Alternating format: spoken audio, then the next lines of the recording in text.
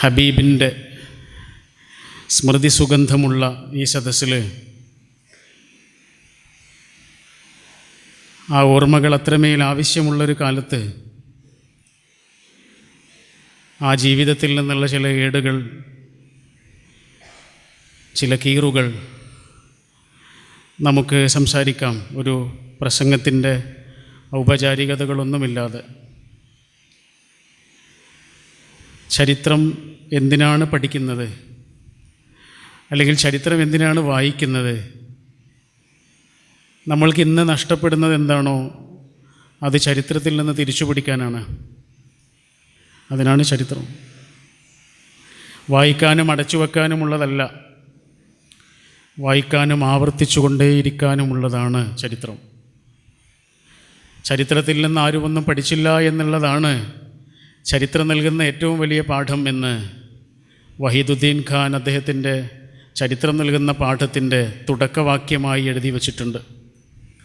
ചരിത്രത്തിൽ നിന്ന് ആരുമൊന്നും പഠിച്ചില്ല എന്നുള്ളതാണ് ചരിത്രം ഇന്നോളം മനുഷ്യരാശിക്ക് നൽകിയിട്ടുള്ള ഏറ്റവും വലിയ ചരിത്രം എന്ന്. അപ്പം നമ്മൾക്ക് നമ്മുടെ ജീവിതത്തിൻ്റെ വിധാനങ്ങളിൽ, നമ്മുടെ വർത്തമാനകാലാനുഭവങ്ങളിൽ, നമ്മുടെ സാമൂഹികവും രാഷ്ട്രീയവും വൈയക്തികവും കുടുംബപരവും സൗഹൃദപരവും ഒക്കെ ആയിട്ടുള്ള നമ്മുടെ ജീവിത വിധാനങ്ങളിൽ നമ്മൾക്ക് എന്താണോ നഷ്ടപ്പെടുന്നത് അത് തിരിച്ചു പിടിക്കേണ്ടത് ചരിത്രത്തിൽ നിന്നാണ്.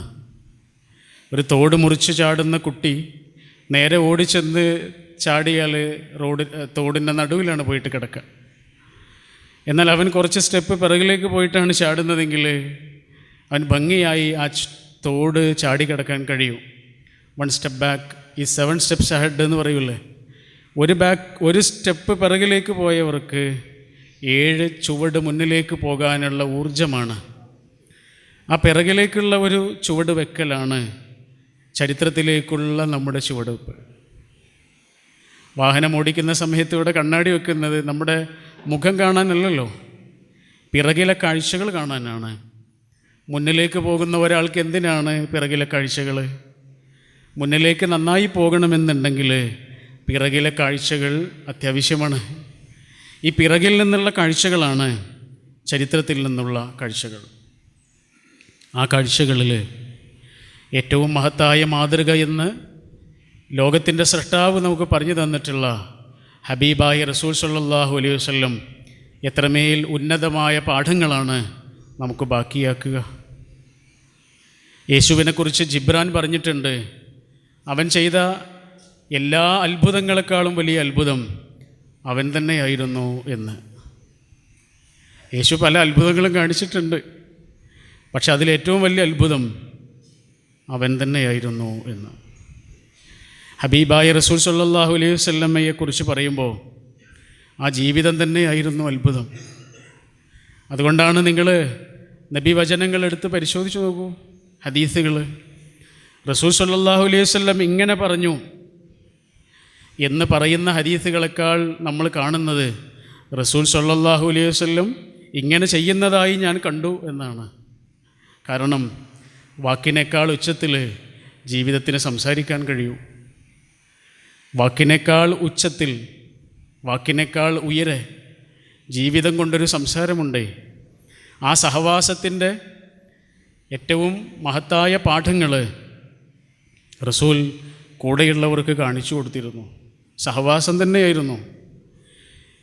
ജീവിതാനുഭവങ്ങളിൽ നിന്നുള്ള ദിശാബോധം പകരലായിരുന്നു. നമ്മുടെ പഠന സമ്പ്രദായങ്ങളോ അതിൻ്റെ മെത്തഡോളജിയോ ആയിരുന്നില്ല. ജീവിതാനുഭവങ്ങളിൽ നിന്ന് ദിശാബോധം പകരാണ്. ഹുനൈൻ യുദ്ധം കഴിഞ്ഞിട്ട് തിരിച്ചു വരുമ്പോൾ ഭക്ഷണം കഴിക്കാൻ വേണ്ടിയിട്ട് ഒരു താഴ്വരയിൽ വിശ്രമിക്കുകയാണ് റസൂലും സ്വഹാബികളും സല്ലല്ലാഹു അലൈഹി വസല്ലം. ഭക്ഷണം ഉണ്ടാക്കണമെങ്കിൽ തീ കൂട്ടണം, വിറക് വേണം. റസൂൽ കൂടെയുള്ളവരോട് പറയാണ്, നമ്മൾക്ക് എല്ലാവർക്കും പോയിട്ട് വിറക് കൊണ്ടുവരാം. നിങ്ങളെല്ലാവരും പോയി വിറക് കൊണ്ടുവരൂ എന്നല്ല, നമ്മൾക്കെല്ലാവർക്കും പോയി വിറക് കൊണ്ടുവരാം എന്നാണ്. ബോസല്ല, ലീഡറായിരുന്നു, നേതൃത്വമായിരുന്നു. അങ്ങനെ എല്ലാ ആളുകളും ഓരോ ചെറിയ ചെറിയ വിറകിൻ്റെ കഷ്ണവും കൊള്ളിയും ഓരോന്നായി കൊണ്ടുവന്ന് വെച്ച് റസൂലിൻ്റെ മുന്നിൽ ചെറിയൊരു കൂമ്പാരം നിറഞ്ഞു. അപ്പോൾ ലോകം കണ്ട ഏറ്റവും മഹാനായ അധ്യാപകൻ ആ അധ്യാപകൻ്റെ വിദ്യാർത്ഥികളോട് പറയാണ്, ഇതുപോലെയാണ് നമ്മുടെ ചെറിയ ചെറിയ പാപങ്ങൾ വലിയ പാപമായി മാറുന്നത്. നിങ്ങൾ കേട്ടതാണ്. ഇങ്ങനെയാണ് നമ്മുടെ ചെറിയ ചെറിയ പാപങ്ങൾ വലിയ വലിയ പാപങ്ങളാകുന്നത്. ജീവിതത്തിൽ മറക്കുമോ? അവർ മറക്കുമോ? ജീവിതാനുഭവങ്ങളിൽ നിന്നാണ് ദിശാബോധം പകരുന്നത്. ഒരു ചെറിയ കമ്പല്ലേ, ശരി, അങ്ങനെ കുറേ ചെറിയ കമ്പുകൾ കൂട്ടിവെച്ചാൽ അതൊരു വലിയ കമ്പാണ് എന്ന് അവർക്ക് ആ നിമിഷമാണ് പറഞ്ഞു കൊടുക്കുന്നത്. അപ്പോൾ ബദൽ എന്ന് വിളിക്കാവുന്ന ഒരു ജീവിതക്രമം ആ ജീവിതത്തിൽ നിന്ന് കാണാൻ കഴിയും. നമ്മുടെ കാലത്തോടായിരുന്നാലും നമ്മൾ കണ്ടതും കാണാനിരിക്കുന്നതുമായ പല കാലങ്ങളോടായിരുന്നാലും മനുഷ്യരുടെ ജീവിതക്രമങ്ങൾക്ക് ബദലായ ഒരു ജീവിതക്രമം ആ വലിയ ജീവിതത്തിൽ നിന്ന് നമുക്ക് കാണാൻ കഴിയുന്നു. ജിബ്രാൻ്റെ സമകാലികനായിട്ടുള്ളൊരു എഴുത്തുകാരനുണ്ടായിരുന്നു, മിഖായിൽ നഈമി എന്നാണ് അദ്ദേഹത്തിൻ്റെ പേര്. നിങ്ങൾ അദ്ദേഹത്തിൻ്റെ പുസ്തകങ്ങൾ വായിച്ചിട്ടുണ്ടോ എന്നറിയില്ല. വായിക്കേണ്ട പുസ്തകങ്ങളാണ്. മിർദാദിൻ്റെ പുസ്തകം എന്നൊരു ഗ്രന്ഥമുണ്ട്, മലയാളത്തിലേക്ക് പരിഭാഷപ്പെടുത്തപ്പെട്ടിട്ടുള്ളൊരു പുസ്തകമാണ്. അതിൽ അദ്ദേഹം പറയുന്നുണ്ട്, ബോധപൂർവം ജീവിക്കുന്നതിനേക്കാൾ രസമുള്ള ഒരു കളി വേറെയില്ല എന്ന്. ബോധപൂർവമുള്ളൊരു ജീവിതത്തെക്കാൾ, ശ്രദ്ധാപൂർവമുള്ള ഒരു ജീവിതത്തെക്കാൾ രസമുള്ള മറ്റൊരു കളിയില്ല. ശ്രദ്ധാപൂർവമുള്ളൊരു ജീവിതമുണ്ടല്ലോ, ബോധപൂർവമുള്ളൊരു ഇടപെടലും ഇടപഴകലുമുണ്ടല്ലോ, അതാ മഹാജീവിതത്തിൽ നിന്ന് നമ്മൾ കാണുന്നു. എത്ര കുറച്ച് വിഭവങ്ങൾ കൊണ്ടാണ് ജീവിച്ചത്, എത്ര അനാഥത്വവും സങ്കടങ്ങളും പേറിയ ജീവിതമാണ്. നമ്മളൊക്കെ ആലോചിക്കാറില്ലേ നമ്മൾക്ക് എന്താണ് കിട്ടിയത് എന്ന്? പലപ്പോഴും നിരാശയൊക്കെ വരും മനുഷ്യന്. എത്ര ചോദിച്ചു എന്നിട്ടും അള്ളാഹു തരുന്നില്ല. എൻ്റെ കൂടെ പഠിച്ചൊരു പെൺകുട്ടി ഒരിക്കലും വിളിച്ചിട്ട് പറഞ്ഞത്, പ്രാർത്ഥിക്കണം. എന്തിനാ പ്രാർത്ഥിക്കേണ്ടത്? അവൾക്ക് മക്കളില്ല, മക്കൾക്ക് വേണ്ടി ഉണ്ടാവാൻ വേണ്ടി പ്രാർത്ഥിക്കണം. ജ്യേഷ്ഠത്തിയുടെ മകൾക്ക് പോലും മക്കളായി, അനിയത്തിക്ക് മക്കളായി, എനിക്ക് മക്കളായിട്ടില്ല. ഞാൻ ചോദിച്ചു, നിങ്ങൾ പ്രാർത്ഥിക്കുന്നില്ലേ? അവർ പറഞ്ഞു, ഞാൻ പ്രാർത്ഥനയൊക്കെ നിർത്തിയിട്ടുണ്ട്. എത്ര പ്രാർത്ഥിച്ചു എന്നറിയോ? എത്ര തവണ ഉംറ ചെയ്തു എന്നറിയോ? ഹജ്ജ് ചെയ്തു എന്നറിയോ? എത്ര നിസ്കരിച്ചു എന്നറിയോ? എത്ര രാവ് ഉറക്കമൊഴിഞ്ഞിട്ടുണ്ട് എന്നറിയോ? എത്ര പകൽ വിശപ്പറിഞ്ഞിട്ടുണ്ട് എന്നറിയോ? എന്നിട്ടും എൻ്റെ പ്രാർത്ഥന കേട്ടില്ല. നിരാശ എത്ര പെട്ടെന്നാണ് മനുഷ്യനെ പിടികൂടുന്നത് അല്ലേ? ചെറിയ ചെറിയ നിരാശകളുടെ പേരിൽ നമ്മൾ നമ്മുടെ അനുഗ്രഹങ്ങളെ എത്ര പെട്ടെന്നാണ് മനസ്സിൽ മായ്ച്ചു കളയുന്നത്. അപ്പോഴൊക്കെ നമ്മൾ ആലോചിക്കേണ്ടത് ഒന്നും കിട്ടാതെ പോയ റസൂലിനെയാണ്. ഉപ്പയെ കണ്ടിട്ടില്ലാത്ത കുട്ടിയായിരുന്നു. ആ സങ്കടത്തിൻ്റെ ആഴം എത്ര വലുതായിരിക്കും എന്ന് ആലോചിച്ചു. കുടുംബത്തിലുള്ള ആളുകൾ പറഞ്ഞു കൊടുത്തിട്ടുണ്ടാവും, ഉപ്പ ഇങ്ങനെയായിരുന്നു അങ്ങനെയായിരുന്നു എന്നൊക്കെ. നിൻ്റെ ഉപ്പയുടെ കണ്ണിങ്ങനെയായിരുന്നു, നിൻ്റെ ഉപ്പയുടെ ചിരി ഇങ്ങനെയായിരുന്നു, നിൻ്റെ ഉപ്പ നടന്നിരുന്നത് അങ്ങനെയായിരുന്നു. ഓരോ ആളുകളെ ചൂണ്ടിയിട്ട്, കുടുംബത്തിലുള്ള മറ്റു അംഗങ്ങളെയൊക്കെ ചൂണ്ടിയിട്ട് കുടുംബത്തിലുള്ള ആളുകൾ ആ കുട്ടിക്ക് പറഞ്ഞു കൊടുത്തിട്ടുണ്ടാവും. അങ്ങനെ മനസ്സിൽ വരച്ചിട്ട ഉപ്പയുടെ ഒരു പ്രിയപ്പെട്ട ചിത്രം ഉണ്ടാവും. കൂടെയുള്ള ഓരോ കുട്ടികളും ഉപ്പ എന്ന് പറയുമ്പോൾ ആ കുട്ടിയുടെ നെഞ്ച് പൊള്ളുന്നുണ്ടാവും അല്ലേ? ഉമ്മ നഷ്ടപ്പെട്ട കുട്ടിയായിരുന്നു.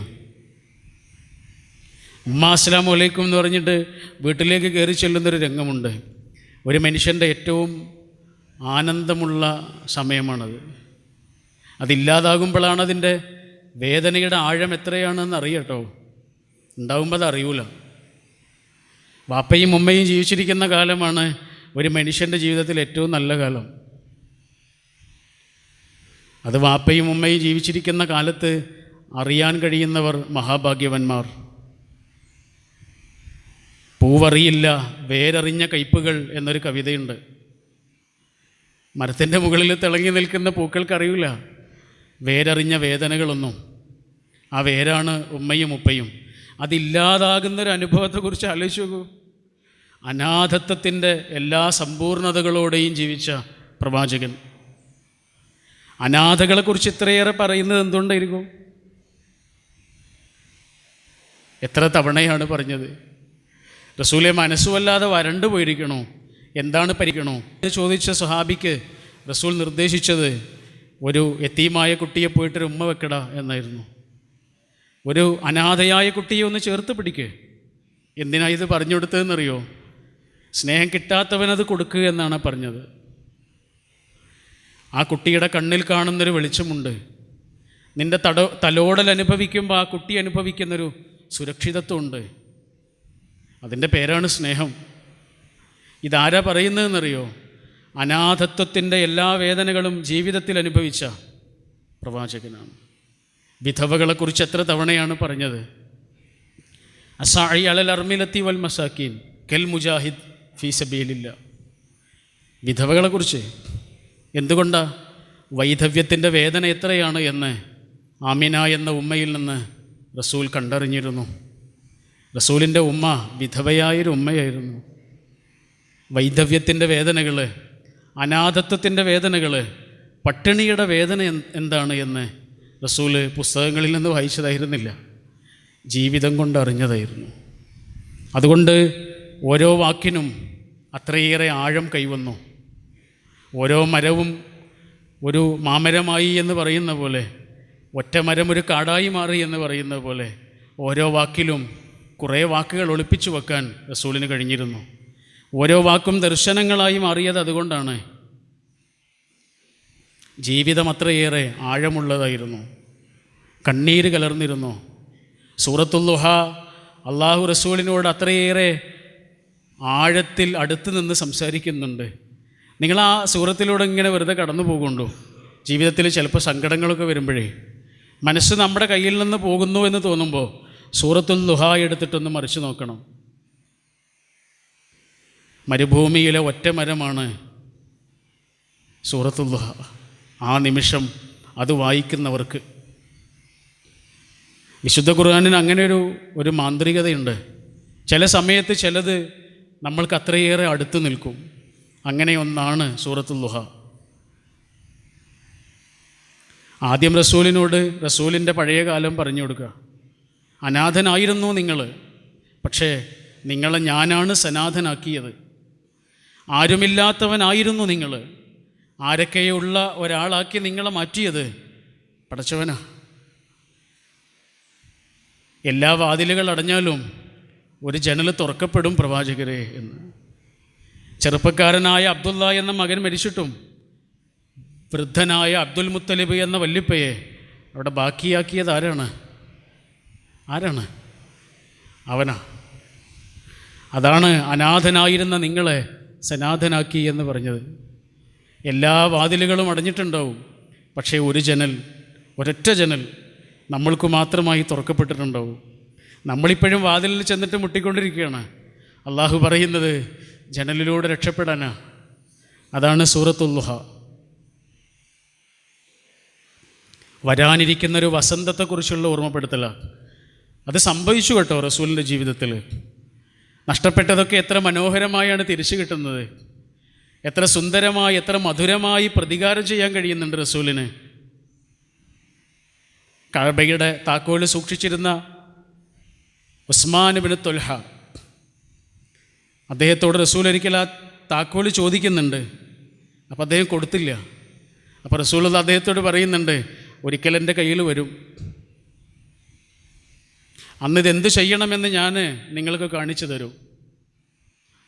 അപ്പോൾ ഉസ്മാൻ ഇബ്നു ത്വൽഹ പറയുന്നുണ്ട്, അങ്ങനെയൊന്നും സംഭവിക്കില്ല. അങ്ങനെ സംഭവിച്ചാൽ അത് ഖുറൈശികളുടെ അവസാനമായിരിക്കും, ഈ നാടിൻ്റെ അന്ത്യമായിരിക്കും. അപ്പോൾ റസൂലുള്ളാഹി പറയാ, ഇല്ല, അപ്പോഴും നല്ല കാലം തന്നെ ആയിരിക്കും ഈ നാടിനും ഖുറൈശികൾക്കും. മക്ക വിജയ ദിവസം ആ താക്കോൽ റസൂലിൻ്റെ കയ്യിലാണ്. റസൂൽ അത് ആരുടെ കയ്യിലാണ് നൽകുന്നത് എന്നറിയാൻ എല്ലാവരും ആകാംക്ഷയോടുകൂടി കാത്തിരിക്കുന്നുണ്ട്. എൻ്റെ കയ്യിലൊന്ന് കിട്ടിയിരുന്നെങ്കിലെന്ന് ഓരോ ആളും ആഗ്രഹിക്കുന്നുണ്ട്.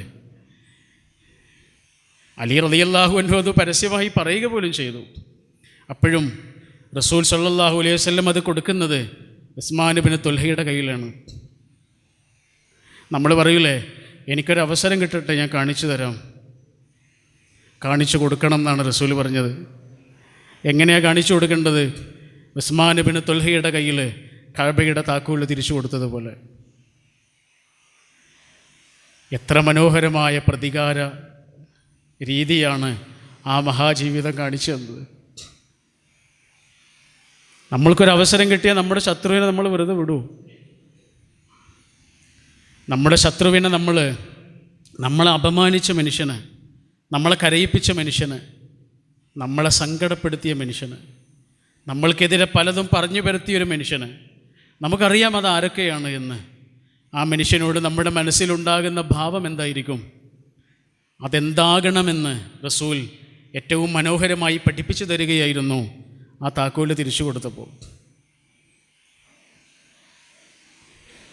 സന്തോഷങ്ങളൊക്കെ തിരിച്ചു വരികയായിരുന്നു.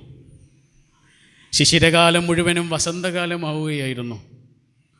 വറ്റിവരണ്ട ആ ജീവിതത്തിൽ പൂക്കളും ചെടികളൊക്കെ പിന്നീട് വിടരുകയായിരുന്നു. വിക്ടർ ഫ്രാങ്കിളിൻ്റെ ഒരു പുസ്തകമുണ്ട്, നിങ്ങൾ വായിക്കേണ്ട പുസ്തകമാണ് കേട്ടോ. വിക്ടർ ഫ്രാങ്കിൾ എന്ന് പറഞ്ഞാൽ ഹിറ്റ്ലറിൻ്റെ കോൺസെൻട്രേഷൻ ക്യാമ്പിൽ അകപ്പെട്ട മനുഷ്യനായിരുന്നു. അദ്ദേഹത്തിൻ്റെ പെങ്ങളെ അല്ലാത്ത മുഴുവൻ ആളുകളെയും ഇവർ കൊന്ന് ഇനി ജീവിക്കണമെല്ലാം തീരുമാനിക്കുകയാണ്. അദ്ദേഹം ആത്മഹത്യ ചെയ്യാൻ ഒരുങ്ങുകയാണ്. ജയിലറയിൽ കിടന്ന് ഷേവ് ചെയ്യാൻ വേണ്ടി കൊണ്ടുവന്ന ബ്ലേഡ് ഉപയോഗിച്ചിട്ട് ഞരമ്പ് മുറിക്കാൻ ഒരുങ്ങുകയാണ്. അദ്ദേഹം ഒരു ന്യൂറോ സർജനായിരുന്നു. ഒരു ന്യൂറോ സർജൻ അറിയാം ഏത് ഞരമ്പാണ് മുറിക്കേണ്ടതെന്ന്. പക്ഷേ വെളിച്ചമില്ല. മുകളിലേക്ക് കയറിയിട്ട് അദ്ദേഹം ഒരു ജനൽ തുറന്നു. ജനൽ തുറന്നിട്ട് പുറത്തേക്ക് നോക്കിയപ്പോഴാണ് പെട്ടെന്ന് ഋതുക്കൾ മാറിയിരിക്കണം. സീസണാകെ മാറിയിരിക്കുന്നു. യൂറോപ്പിൽ പെട്ടെന്ന് ഋതുമാറ്റങ്ങൾ സംഭവിക്കുമല്ലോ. ഇന്നലെ വരണ്ട് കിടന്ന മുറ്റത്താകെ ഇന്ന് പൂക്കളാണ്. അപ്പോഴാണ് വായിക്കുന്ന ചിന്തിക്കുന്ന മനുഷ്യൻ ആലോചിച്ചത്, എൻ്റെ ജീവിതത്തിലും ഇങ്ങനെ സംഭവിക്കാമല്ലോ. ഇന്ന് വരണ്ട് കിടക്കുന്ന എൻ്റെ ജീവിതത്തിൽ നാളെ പൂക്കൾ വിടരാലോ എന്ന്. അങ്ങനെ വിടർന്ന പൂക്കളാണ് മക്കാ വിജയമടക്കമുള്ള റസൂലുള്ളാഹിയുടെ വിജയങ്ങൾ. പാഠങ്ങളാണ്.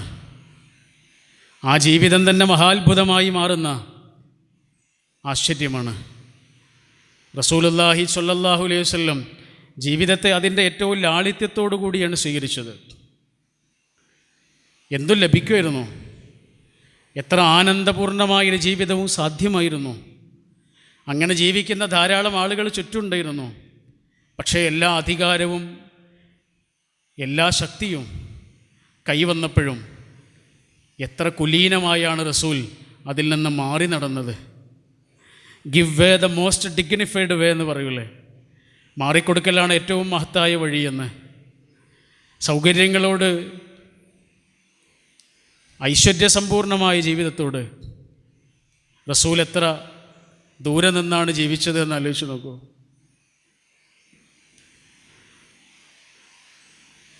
അതായിരുന്നു ആ ജീവിതം. ഏറ്റവും കുറച്ച് വിഭവങ്ങൾ കൊണ്ട് ഏറ്റവും സന്തോഷത്തോടു കൂടി ജീവിക്കേണ്ടത് എങ്ങനെയെന്ന് റസൂൽ സല്ലല്ലാഹു അലൈഹി വസല്ലം നമുക്ക് പഠിപ്പിച്ചു തരുന്നുണ്ട്. ഇത് ജീവിത വിഭവങ്ങളോട് മാത്രമല്ല കേട്ടോ. നമ്മളൊക്കെ ജീവിത വിഭവങ്ങളോട് ചിലപ്പോൾ മതി എന്ന് പറയും. എനിക്കിത്ര പണം മതി, ഇത്ര മതി എൻ്റെ വാഹനം, ഇത്ര മതി എൻ്റെ വീട് എന്നൊക്കെ നമ്മൾ പറയും. പക്ഷെ വൈകാരികതകളോടുകൂടി അങ്ങനെ പറയാൻ പലപ്പോഴും നമുക്ക് കഴിയാറില്ല. എനിക്കിത്ര സ്നേഹം മതി, ഇത്ര പരിഗണന മതി, ഇത്രയൊക്കെ എന്നെ ആളുകൾ പരിഗണിച്ചാൽ മതി, ഇത്രയൊക്കെ സ്ഥാനം മതി, നമ്മളങ്ങനെ വിചാരിക്കില്ല. വിഭവങ്ങളോട് മതിയെന്ന് പറയാൻ കഴിയുന്ന നമ്മൾ പലപ്പോഴും വൈകാരികതകളോട് മതിയെന്ന് പറയാൻ സാധ്യമാകാതെ പോകാറുണ്ടല്ലോ. റസൂൽ വൈകാരികതകളോടും പറഞ്ഞിരുന്നു മതിയെന്ന്. റസൂലിന് ആവശ്യമുള്ളത് മാത്രമേ റസൂൽ എടുത്തിട്ടുള്ളൂ. ഒരു വയലിൽ നിറയെ കതിർമണികളുണ്ടല്ലോ, പക്ഷേ പറവകൾ അവയ്ക്ക് ഒരേ ദിവസത്തേക്ക് ആവശ്യമുള്ളത് മാത്രമേ എടുക്കുള്ളൂ. വയറ് നിറയെ വേണമെങ്കിൽ എടുക്കാം, പക്ഷെ എടുക്കില്ല. അവയ്ക്ക് ഒരു ദിവസം ആവശ്യമുള്ളത് മാത്രം എടുത്തിട്ട് അവർ പോകും. കുലീനമായൊരു ജീവിത രീതിയാണ് അത്. മനുഷ്യനെ അത്രമേൽ റസൂൽ അടുത്തുനിന്ന് കണ്ടിരുന്നേ. മനുഷ്യൻ്റെ സങ്കടങ്ങളുടെ കൂടെ നിന്നല്ലേ ജീവിതത്തിൻ്റെ ആർഭാടങ്ങളിൽ നിന്ന് നമ്മൾ അകന്നു നിൽക്കും. അതതിൻ്റെ ഒരു മനഃശാസ്ത്രമാണ്. അതുകൊണ്ടാണ് രോഗികളെ പോയി കാണാനൊക്കെ റസൂൽ പറയണത്. സങ്കടപ്പെടുന്നവരെ ശ്രദ്ധിക്കാൻ പറയുന്നത് അതുകൊണ്ടാണ്. ഒന്നുമില്ലാത്തവരെ പോയി കാണാൻ പറയുന്നത് അതുകൊണ്ടാണ്. നിങ്ങൾ മുകളിലേക്ക് നോക്കല്ലേ, താഴെയുള്ളവരിലേക്ക് നോക്കുക എന്ന് പറഞ്ഞത് അതുകൊണ്ടാണ്. മനുഷ്യൻ്റെ വേദനകളുടെ അടുത്ത് നിൽക്കുന്ന ഒരു മനുഷ്യന് ആർഭാടങ്ങൾ ചെറുതായി തോന്നും. റസൂലുള്ളാഹി സ്വല്ലല്ലാഹു അലൈഹി വസല്ലം മനുഷ്യനെ അത്ര അടുത്തുനിന്ന് കണ്ടിരുന്നു. മനുഷ്യൻ്റെ കണ്ണിൽ നിന്ന് മനുഷ്യൻ്റെ ആവശ്യങ്ങളെ തിരിച്ചറിയാൻ കഴിഞ്ഞിരുന്നു റസൂലിന്. ജാബിർ എന്ന സ്വഹാബിൻ്റെ കൂടെ റസൂൽ ഒരു ഒട്ടകപ്പുറത്ത് പോവുക. ആ ഒട്ടകം ജാബിറിൻ്റേതായിരുന്നു റളിയല്ലാഹു അൻഹു. അപ്പോഴാണ് റസൂൽ അറിയുന്നത് അദ്ദേഹത്തിൻ്റെ കല്യാണം കഴിഞ്ഞു എന്ന്. ജാബിർ എന്ന റസൂലിൻ്റെ ഏറ്റവും അടുത്ത സുഹൃത്താണ്. പക്ഷേ എന്നിട്ടും അദ്ദേഹത്തിൻ്റെ കല്യാണക്കാരി റസൂൽ അറിഞ്ഞിട്ടില്ലായിരുന്നു കേട്ടോ. എന്നിട്ട് റസൂലിന് അതിൽ യാതൊരു പരിഭവം ഉണ്ടായിരുന്നില്ല. അതുകൊണ്ടാണ് ഞാൻ നേരത്തെ പറഞ്ഞത്, വൈകാരികതകളോട് മതിയെന്ന് പറയാൻ റസൂലിന് കഴിഞ്ഞിരുന്നു. എനിക്കിത്രയൊക്കെ മതി പരിഗണന. ജീവിത വിഭവങ്ങളോട് മതിയെന്ന് പറയണ പോലെ അല്ല അത് കേട്ടോ. അതിലേറെ കുറച്ചുകൂടി സഹനം ആവശ്യം വരും. അതിലൂടെ കുറച്ചുകൂടി ആത്മീയമായൊരു അച്ചടക്കം ആവശ്യം വരും. വൈകാരികതകളോടൊരു മനുഷ്യന് മതിയെന്ന് പറയാൻ. ആ സ്വഹാബിയുടെ കല്യാണം കഴിഞ്ഞു എന്ന് റസൂൽ അറിയണത് ആ യാത്രയിൽ പിന്നീട് എപ്പോഴോ ആണ് എന്നറിഞ്ഞിട്ടും റസൂൽ അദ്ദേഹത്തോടൊരു ചോദ്യം ചോദിക്കുന്നുണ്ട്. ആ ചോദ്യം ഇപ്പം പ്രസക്തമല്ലാത്തത് കൊണ്ട് നമ്മൾ പറയേണ്ട കാര്യമല്ല. പക്ഷെ അദ്ദേഹത്തോട് റസൂലുള്ള ഒരു കാര്യം ആവശ്യപ്പെടുന്നുണ്ട്, നിങ്ങളുടെ ഈ ഒട്ടകം വിൽക്കണമെന്ന് ചോദിച്ചു. അപ്പോൾ ജാബിർ റളിയല്ലാഹു അൻഹു പറയാം, ഈ ഒട്ടകം എന്തിനാ റസൂലിന്? ഇത് പ്രായമേറെയുള്ളൊരു ഒട്ടകമാണ്, ഒന്നും കിട്ടില്ലതിന്. നമ്മുടെ ഭാഷയിൽ പറഞ്ഞ പൈസ ഒന്നും കിട്ടില്ല റസൂലെ. റസൂലിന് എന്തിനാണിത്? ഒരു ഉപകാരവും ചെയ്യാൻ പറ്റില്ല ഇതിനെ കൊണ്ട്. അപ്പോൾ റസൂലുള്ള അദ്ദേഹത്തോട് ചോദിക്കുകയാണ്, നിങ്ങൾ ഈ ഒട്ടകത്തെ വിൽക്കണോ? ഞാൻ വാങ്ങും. അവസാനം അദ്ദേഹം സമ്മതിച്ചു. എന്നിട്ട് അദ്ദേഹം ചോദിച്ചു, റസൂൽ എനിക്ക് എത്ര തരും? റസൂൽ പറഞ്ഞു, 1 റുപ്യ തരും. അപ്പം അദ്ദേഹം പറയണം, റസൂൽ എന്നെ കളിയാക്കുക. ആ കച്ചവടം 40 രൂപയിൽ ഉറപ്പിച്ചു നമ്മുടെ കണക്കിൽ. അങ്ങനെ 40 രൂപയ്ക്ക് വാങ്ങിയ ഒട്ടകവുമായി റസൂൽ മദീനയിലേക്ക് ചെന്ന് ബിലാൽ റളിയല്ലാഹു അൻഹുവിൻ്റെ അടുത്ത് ചെന്നിട്ട് പറഞ്ഞു, ജാബിറിന് 40 രൂപ കൊടുക്കണം. ഞാൻ ഈ ഒട്ടകത്തെ അദ്ദേഹത്തിൻ്റെ അടുത്ത് വാങ്ങിയിരുന്നു, പിന്നെ ഈ ഒട്ടകവും കൊടുക്കണം, ഈ ഒട്ടകവും കൊടുക്കണം. റസൂലിന് ഒട്ടകം ആവശ്യമുണ്ടായിരുന്നില്ല, പക്ഷെ ജാബിറിന് പണം ആവശ്യമുണ്ടായിരുന്നു എന്ന് റസൂലിന് മനസ്സിലായി. എങ്ങനെ മനസ്സിലായി? മനുഷ്യൻ്റെ കണ്ണിൽ നിന്ന് അത് വായിച്ചെടുത്തു. അത്രയേറെ അടുപ്പമുണ്ടായിരുന്നു റസൂലിന് മനുഷ്യനോട്. ഓരോ ബന്ധങ്ങളോടും റസൂലിന് അത്രയേറെ ആഴമേറിയ അടുപ്പം തന്നെ ഉണ്ടായിരുന്നു. ഓരോ മനുഷ്യൻ്റെ ഈ സങ്കടങ്ങളെ അത്ര അടുത്തുനിന്ന് കണ്ടിരുന്നു. നമ്മൾ കല്യാണത്തെക്കുറിച്ച് പറയാറുണ്ടല്ലോ, കല്യാണത്തെക്കുറിച്ച് ദൈവികമായ തീരുമാനമാണ് എന്ന്. ജീവിതത്തിലെ എല്ലാ ബന്ധവും ദൈവികമായ തീരുമാനമാണ്. നമ്മൾ കണ്ടുമുട്ടുന്ന ഏതൊരു മനുഷ്യനും, അത് സുഹൃത്താവട്ടെ, നമ്മുടെ ജീവിതത്തിലേക്ക് കടന്നു വന്ന ഏത് ഭാവത്തിൽ കടന്നു വന്ന ഏത് പ്രായത്തിൽ കടന്നു വന്നൊരു മനുഷ്യനാകട്ടെ, എല്ലാം പടച്ചവൻ്റെ തീരുമാനമാണ്. കല്യാണത്തെക്കുറിച്ച് പറയണ ആ വാക്കുണ്ടല്ലോ, പടച്ചവൻ കൂട്ടി യോജിപ്പിച്ചതാണ് എന്ന്. ഓരോ സൗഹൃദവും അതാണ്. അതുകൊണ്ട് ആ സൗഹൃദത്തിന് ബലം കൂടും കേട്ടോ, അതിന് ശക്തി കൂടും, ഉത്തരവാദിത്വവും കൂടും. ഈയൊരു അകക്കാഴ്ച റസൂലിന് കൂടെയുള്ള ഓരോ മനുഷ്യനുമായുള്ള ബന്ധത്തിൽ സൂക്ഷിക്കാൻ കഴിഞ്ഞിരുന്നു. ഓരോ ചെറിയ മനുഷ്യനെയും റസൂൽ അറിഞ്ഞിരുന്നു, ഒരു ചെറിയ കുട്ടിയെപ്പോലും. വലിയ വലിയ മനുഷ്യരൊക്കെ എപ്പോഴും ആലോചിച്ചത് ചെറിയ ചെറിയ മനുഷ്യന്മാരെ കുറിച്ചാണ് കേട്ടോ. നമ്മൾ പറയില്ലേ വലിയ വലിയ മനുഷ്യന്മാർ, ഈ വലിയ വലിയ മനുഷ്യന്മാരൊക്കെ ആലോചിച്ചത് ചെറിയ ചെറിയ മനുഷ്യന്മാരെ കുറിച്ചാണ്. നിങ്ങൾ ഗാന്ധിജി എടുത്തു നോക്കൂ, മദർ തെരേസ എടുത്തു നോക്കൂ, നിങ്ങൾക്ക് യോജിപ്പോ വിയോജിപ്പോ ഉള്ള കാൾ മാർക്സിനെ എടുത്തു നോക്കൂ. ലണ്ടനിലെ ബ്രിട്ടീഷ് ലൈബ്രറിയിൽ ഏറ്റവും ആദ്യം വന്ന് അവസാനം പോയിരുന്നൊരു മനുഷ്യനാണ്. അദ്ദേഹത്തിൻ്റെ ആശയങ്ങളോട് യോജിക്കുക വിയോജിക്കുക അത് നമ്മുടെ സ്വാതന്ത്ര്യമാണ്. പക്ഷേ ആ മനുഷ്യൻ്റെ മനസ്സിൻ്റെ അകക്കാഴ്ചയിൽ മുഴുവനും ഉണ്ടായിരുന്നത് ആരാണ്? അടിസ്ഥാന ജനവിഭാഗങ്ങളായിരുന്നു, പാവപ്പെട്ട മനുഷ്യനായിരുന്നു. സിദ്ധാന്തങ്ങളിൽ പിഴവൊക്കെ വന്നിട്ടുണ്ടാവും. മദർ തെരേസ ജനിക്കുന്നത് അൽബേനിയയിലാണ്. അൽബേനിയ എന്ന നാടിനൊരു പ്രത്യേകതയുണ്ട്. 1964 സഖാവ് സ്റ്റാലിന് അതിനെ മതരഹിത രാഷ്ട്രമായി പ്രഖ്യാപിച്ചിട്ടുണ്ട്. മതമില്ലാത്ത രാജ്യമാണ് അൽബേനിയ. ഇസ്മയിൽ ഖാലിദും മദർ തെരേസയുമാണ് അൽബേനിയയിൽ നിന്ന് പേര് കേട്ട വളരെ പ്രഖ്യാതരായ 2 ആളുകൾ. ആ മദർ തെരേസ ജീവിക്കുന്നത് എവിടെയാണെന്നറിയോ? ഇന്ത്യയിലാണ്. അതിനകത്തുള്ളൊരു തമാശയുണ്ട്. ദേശീയതയുടെ പേരിലുള്ള എല്ലാ വഴക്കുകളുണ്ടല്ലോ, അതൊന്നും വലിയ മനുഷ്യന്മാർക്ക് ബാധകമല്ല. ദേശീയത എന്നത് ചെറിയ ചെറിയ മനുഷ്യന്മാർക്ക് വഴക്ക് കൂടാനുള്ളതാണ്.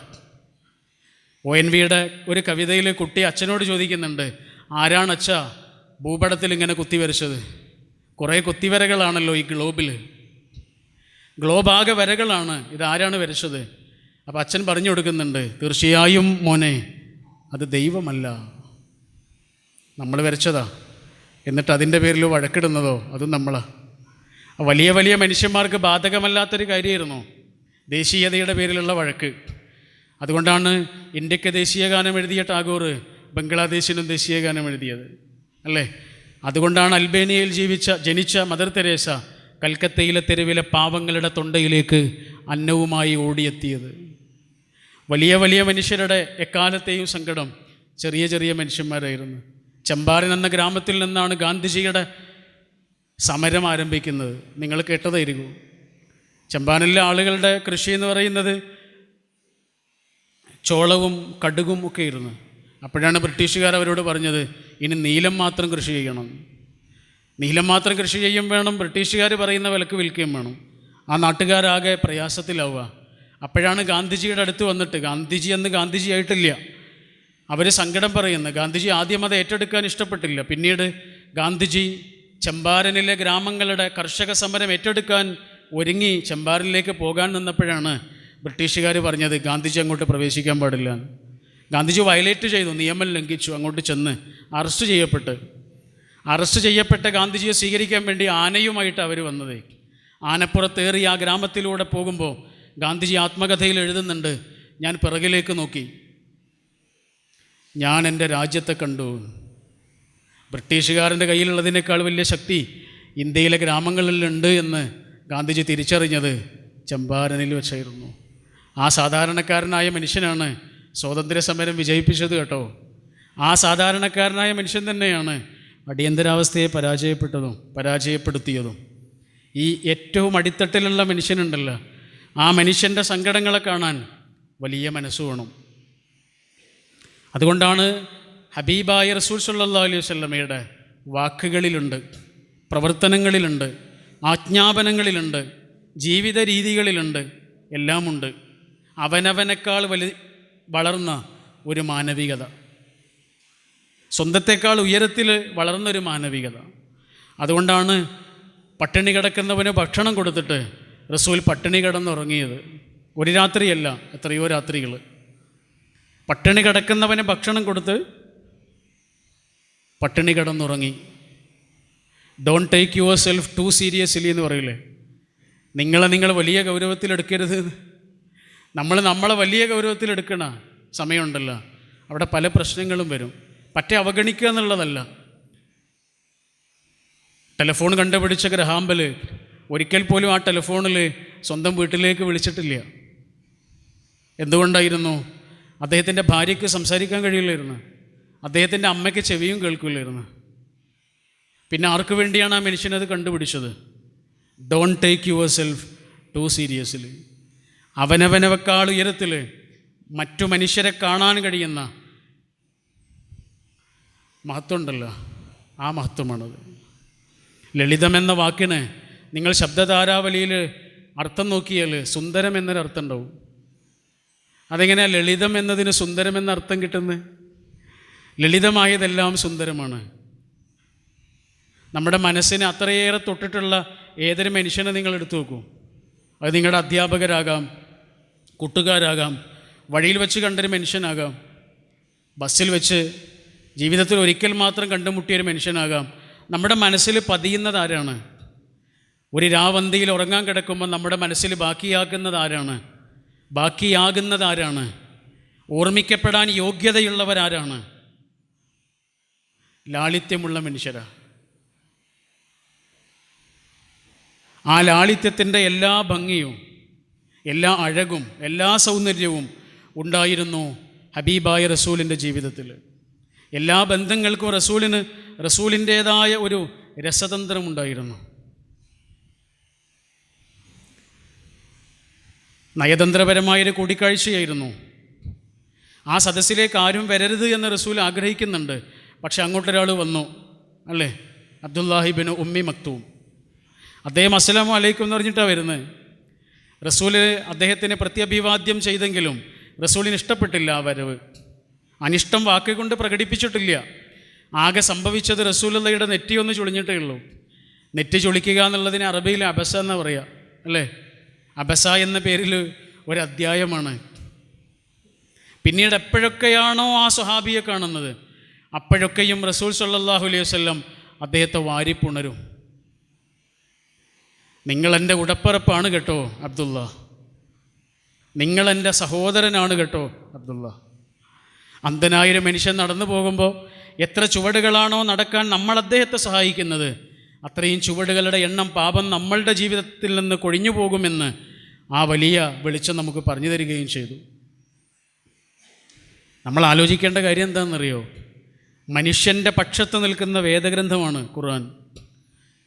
റസൂലുള്ളാഹിയുടെ നെറ്റി ചൊളിഞ്ഞ കാര്യം അബ്ദുല്ലാഹി ഇബ്നു ഉമ്മി മക്തൂം അറിഞ്ഞിട്ടില്ല.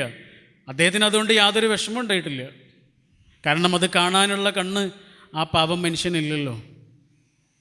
ഇനി അദ്ദേഹം അത് കണ്ടിരുന്നെങ്കിലും അദ്ദേഹത്തിന് വിഷമമൊന്നും ഉണ്ടാവില്ല കേട്ടോ. അപ്പോൾ അങ്ങനെ സംഭവിച്ചിട്ടുണ്ട് എന്ന് അദ്ദേഹം അറിഞ്ഞിരുന്നെങ്കിലും അദ്ദേഹത്തിന് അത് വിഷമമൊന്നും ഉണ്ടാവില്ല. ഒരിക്കലും അത് അന്ധനായ മനുഷ്യനോട് ചോദിച്ചിരുന്നു, അങ്ങനെ വിഷമം ഉണ്ടാവില്ലേ നിങ്ങൾക്ക്? അവർ പറയാണ് വിഷമം ഉണ്ടാവില്ല, ശീലമില്ലേ. അവഗണനശീലമായ മനുഷ്യരെ, നിന്ദശീലമായ മനുഷ്യരെ.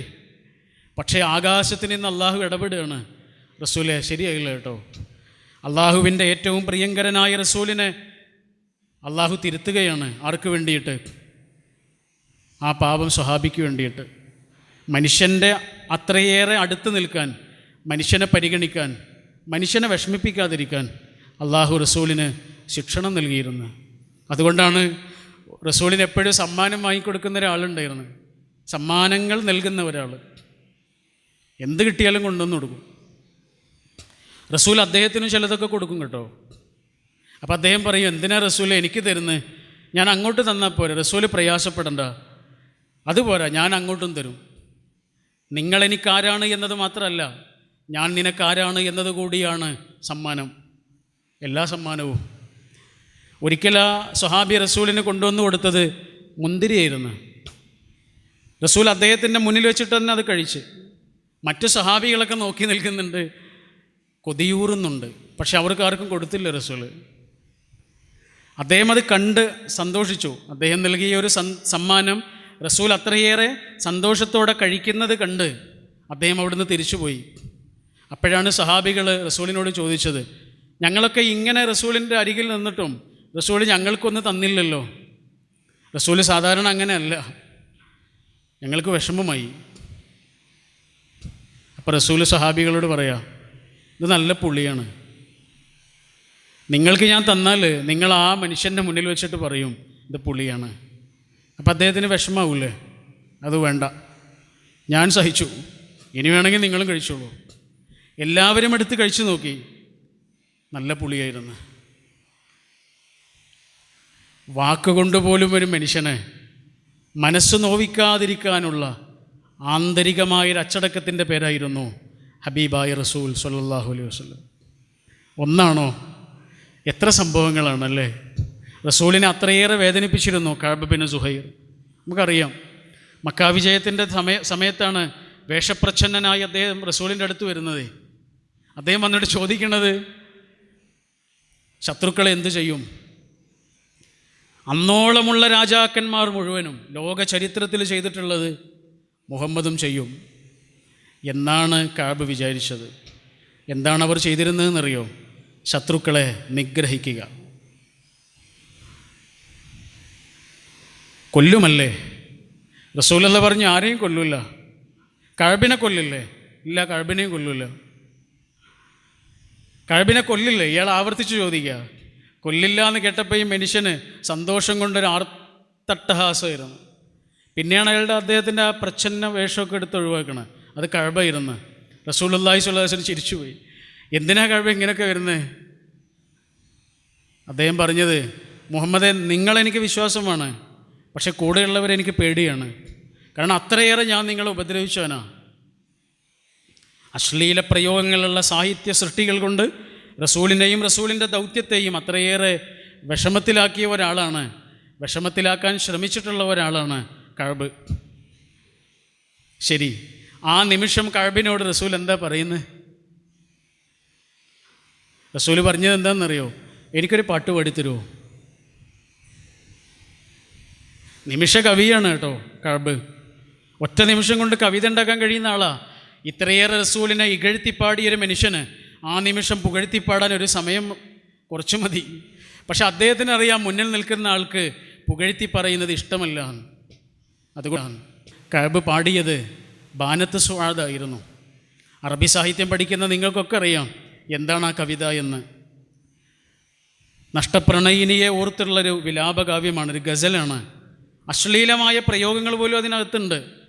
അപ്പോൾ റസൂല് കഅബിനോട് പറയണത് എന്താണ്? ഈ ജാതി പാട്ടൊന്നും ഇവിടെ പാടണ്ടെന്നല്ല പറഞ്ഞത്. ആ പാട്ട് പാടുക എന്നുള്ളത് ആ മനുഷ്യൻ്റെ സ്വാതന്ത്ര്യമാണ്. അയാളത് പാടിത്തീരുന്നത് വരെ റസൂൽ അത് കേട്ടു. ആസ്വദിച്ചോ എന്നറിയില്ല, കേട്ടു. എന്നിട്ട് അവസാനം റസൂലിൻ്റെ ഒരു ഉത്തരീയമുണ്ട്, ഷോള്, അത് സമ്മാനമായി കഅബിന് കൊടുത്തു. ഇനി എന്ത് വേണം? ഇസ്ലാമിനെക്കുറിച്ച് ഇനി കുറേ പ്രസംഗങ്ങൾ വേണോ ആ മനുഷ്യന്? എത്ര സുന്ദരമായാണ് വാക്കിനേക്കാൾ ഉച്ചത്തിൽ ജീവിതം സംസാരിച്ചത്. വിറകേറ്റിപ്പോയ ഉമ്മയുടെ കഥ ഇനിയും ആവർത്തിച്ച് പറയേണ്ട കാര്യമില്ല. ആകെ നമുക്ക് പറയാനുള്ളൊരു കഥയാണ് കുട്ടിക്കാലം മുതൽ. ആ ഉമ്മ രണ്ടാമതായി ആ ചെറുപ്പക്കാരനോട് പറയുന്നത്, ഖുറൈശിയായ മുഹമ്മദിൻ്റെ അപകടത്തിലേക്ക് മോനെപ്പോലെയുള്ള നല്ല കുട്ടികൾ പോകരുത് കേട്ടോ എന്നാണ്. മോനെപ്പോലെയുള്ള കുട്ടികളൊക്കെ ഇപ്പോഴുണ്ടോ? ഉമ്മക്ക് അത്ഭുതമാണ്. മോൻ കേടുവരാൻ പാടില്ല, മുഹമ്മദിൻ്റെ അപകടത്തിലേക്ക് പോകരുത് എന്ന് ഉമ്മ ഉപദേശിച്ചപ്പോൾ ആ ചെറുപ്പക്കാരന് ഒന്നുകൂടി പുഞ്ചിരിച്ചിട്ട് ഉമ്മയോട് പറഞ്ഞു, ഉമ്മ, ആ മുഹമ്മദാണ് ഈ നിൽക്കുന്നത്. ആ ഉമ്മയ്ക്ക് ഇനി ഇസ്ലാമിനെക്കുറിച്ച് കുറേ പ്രസംഗിച്ചു കൊടുക്കേണ്ടി വരൂ?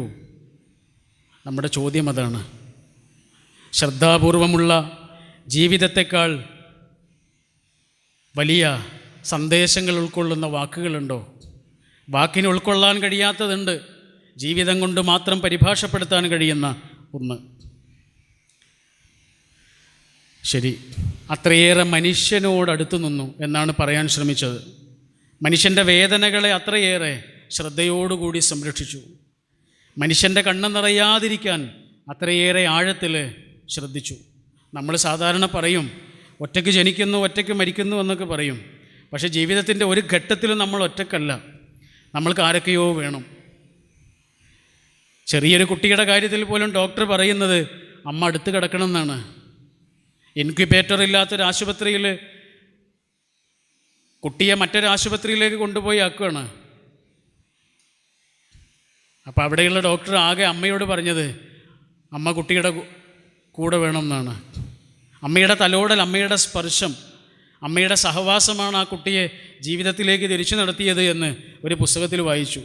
സഹവാസവും അടുപ്പവും കുറേ മനുഷ്യരുടെ ചങ്ങാത്തവും സൗഹൃദവുമൊക്കെ എപ്പോഴും ആവശ്യമുള്ള ആളുകളാണ് നമ്മൾ.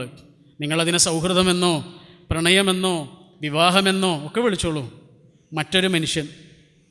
മറ്റൊരു മനുഷ്യനിലേക്ക് നിരന്തരം ചേർന്നിരിക്കാൻ ആഗ്രഹിക്കുന്നുണ്ട് നമ്മുടെ അകം. അതുകൊണ്ട് ഓരോ മനുഷ്യനും നമുക്ക് പ്രധാനമാണ്. നമ്മുടെ ജീവിതത്തിൽ നമ്മൾ കണ്ടുമുട്ടുന്ന ഏതൊരു മനുഷ്യനും നമ്മൾ ഇത്ര കാലവും തുറന്നു നോക്കിയിട്ടില്ലാത്ത സമ്മാനപ്പെട്ടികളാണ് നമ്മുടെ കൂടെയുള്ള എല്ലാ മനുഷ്യരും. തുറന്നു നോക്കിയിരുന്നെങ്കിൽ നമുക്കറിയായിരുന്നു അതിനകത്ത് സമ്മാനമായിരുന്നു എന്ന്. പക്ഷെ നമ്മൾ തുറന്നു നോക്കില്ല കേട്ടോ, ജീവിതാവസാനം വരെ തുറന്നു നോക്കില്ല നമ്മൾ. ഒരമ്മയുടെ കഥയുണ്ടല്ലോ, ചെറിയ 2 മക്കളാണ്. അമ്മ അങ്ങാടിയിൽ പോയിട്ട് തിരിച്ചു വരുമ്പോൾ വലിയ കുട്ടി ഓടി വന്ന് അമ്മയോട് പറയുന്നുണ്ട്, അമ്മ, നമ്മുടെ ചെറിയ മോള് ക്രയോൺസ് കൊണ്ട് അവിടെയൊക്കെ കുത്തി വരച്ചിട്ടിരിക്കണേ. നമുക്ക് വല്ലാത്ത ദേഷ്യം വന്നു. അമ്മ സാധനങ്ങളൊക്കെ അവിടെ വെച്ചിട്ട് കുട്ടിയെ അടിക്കാൻ വേണ്ടിയിട്ട് ഓടി ചെല്ലുമ്പോഴാണ് കുട്ടി ക്രയോൺസ് പിറകിലേക്ക് പിടിച്ചിട്ട് പേടിച്ച് നിൽക്കുന്നത്. അടിക്കാൻ ഒരുങ്ങുമ്പോഴാണ് അമ്മ ചുമരിലേക്ക് നോക്കിയത്. അവൾക്കറിയാവുന്ന ഭാഷയിൽ എഴുതിയിട്ടതാണ്, കുത്തിവരച്ചതൊന്നുമല്ല. കണ്ടാൽ കുത്തിവരച്ചതാണെന്ന് തോന്നും കേട്ടോ, കണ്ടാൽ കുത്തിവരച്ചതെന്ന് തോന്നുന്ന രൂപത്തിൽ അവൾ എഴുതി വെച്ചത് എന്താണെന്നറിയോ? I love you ma'am. അരമണിക്കൂർ നേരം അമ്മയെ കാണാതായപ്പോഴേ അവളുടെ സ്നേഹം അവൾ ആവിഷ്കരിച്ചതാ. നല്ല കയ്യക്ഷരത്തിലൊന്നുമല്ലെങ്കിലും കൂടെയുള്ള ഓരോ മനുഷ്യനും നമ്മൾക്ക് വേണ്ടി എഴുതിക്കൊണ്ടിരിക്കുന്നത് നമ്മളെ അവർക്ക് സ്നേഹമാണ് എന്നാണ്. കയ്യക്ഷരം മോശമായതിൻ്റെ പേരിൽ നിങ്ങളവരെ തടയരുത്. അതാരുമാകട്ടെ. സ്നേഹത്തിൻ്റെ ഭാഷയിൽ സംസാരിക്കാൻ കഴിയാത്ത ആളുകളുണ്ട്, സ്നേഹത്താൽ ഒരു വാക്ക് പറയാൻ കഴിയാത്ത ആളുകളുണ്ട്. പക്ഷെ അകത്തുള്ളത് നിറഞ്ഞ സ്നേഹമാണ്. ഇത് തിരിച്ചറിയണമെങ്കിൽ ഒരാൾക്ക് മനുഷ്യനെ തിരിച്ചറിയണം. ബദർ എന്ന യുദ്ധത്തിന് വേണ്ടിയിട്ട് അണികൾ ശരിയാക്കുകയായിരുന്നു റസൂൽ.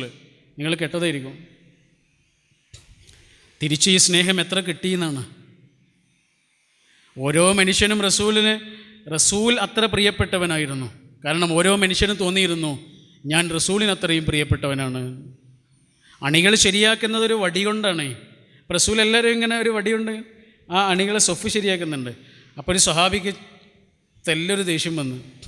അദ്ദേഹം പറഞ്ഞത്, റസൂൽ എന്തിനാ അടിക്കുന്നത്, പറഞ്ഞാൽ പോരെ, ഞാൻ അടിച്ചിട്ടില്ലല്ലോ സ്വവാദ്, ഞാനിങ്ങനെ മെല്ലെ തൊട്ടിട്ടല്ലേ ഉള്ളൂ. അല്ല, റസൂൽ എന്നെ അടിച്ചിട്ടുണ്ട്.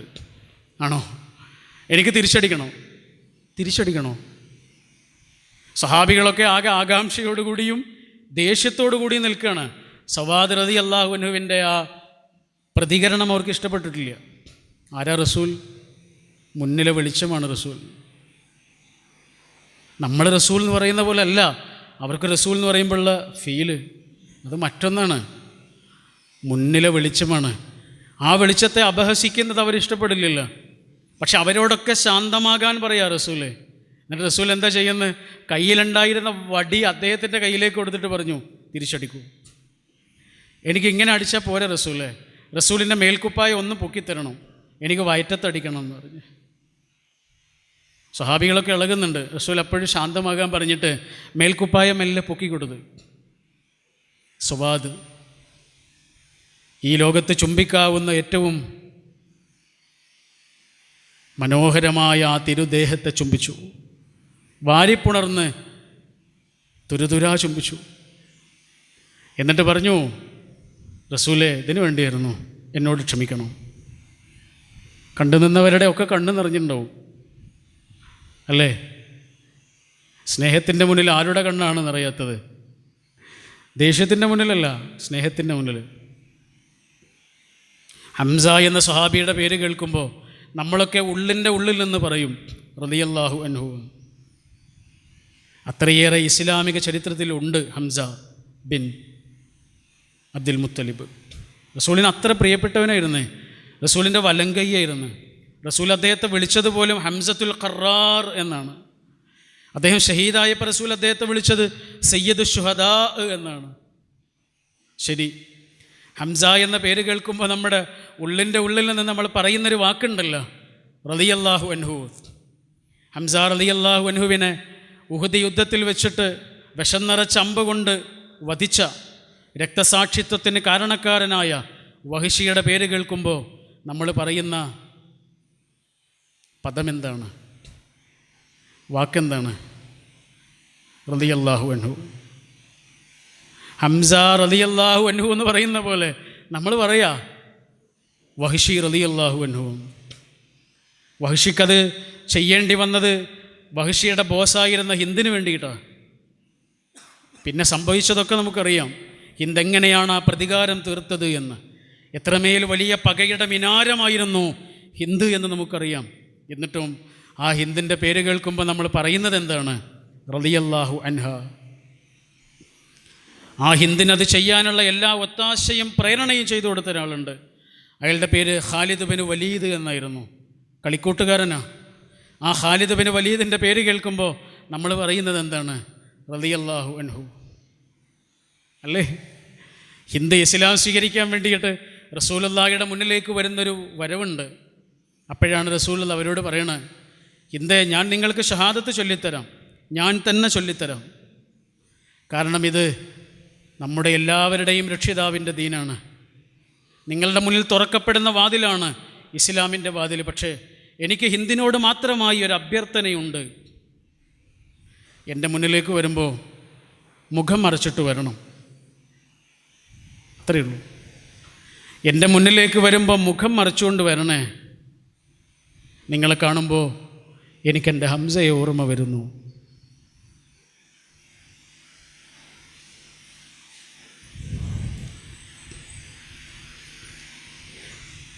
റസൂൽ അങ്ങനെ ഒരാളോട് പറയണമെന്നുണ്ടെങ്കിൽ റസൂലിനെ അത്രയും വേദനിപ്പിച്ചിട്ടുണ്ടായിരുന്നു ആ വേർപാട്. അല്ലെങ്കിൽ റസൂൽ ഒരാളോട് അങ്ങനെ പറയൂല. എന്നിട്ടും ഇസ്ലാമിക ചരിത്രത്തിൻ്റെ അകത്താണ് ഹിന്ദ്. പുറത്തല്ല. എത്രയോ ഹദീസുകൾ റിപ്പോർട്ട് ചെയ്ത ഇസ്ലാമിൻ്റെ ധീരവനിതയായി മാറുകയാണ് ഹിന്ദ്.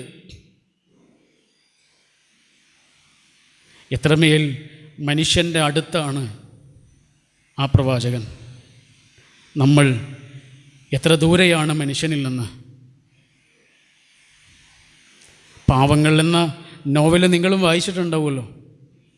വിക്ടർ യൂഗോയുടെ പ്രസിദ്ധമായ നോവൽ. അതിൽ ജീൻ വാൽജീൻ വിശപ്പ് കൊണ്ട് മെത്രാൻ്റെ വെള്ളിക്കോല് മോഷ്ടിക്കുന്നുണ്ട്. അങ്ങനെ പോലീസ് അത് കണ്ടെടുക്കുന്നുണ്ട് ഇയാളുടെ കയ്യിൽ നിന്ന്. പോലീസ് ഇയാളെയും കൊണ്ട് ആ വെള്ളിക്കോലും ആയിട്ട് മെത്രാൻ്റെ അടുത്ത് വന്നിട്ട് പറയുന്നുണ്ട്, ഇവനാണ് നിങ്ങളുടെ വെള്ളിക്കോല് മോഷ്ടിച്ചത്, ഇവനെതിരെ കേസെടുക്കട്ടെ, ശിക്ഷിക്കട്ടെ.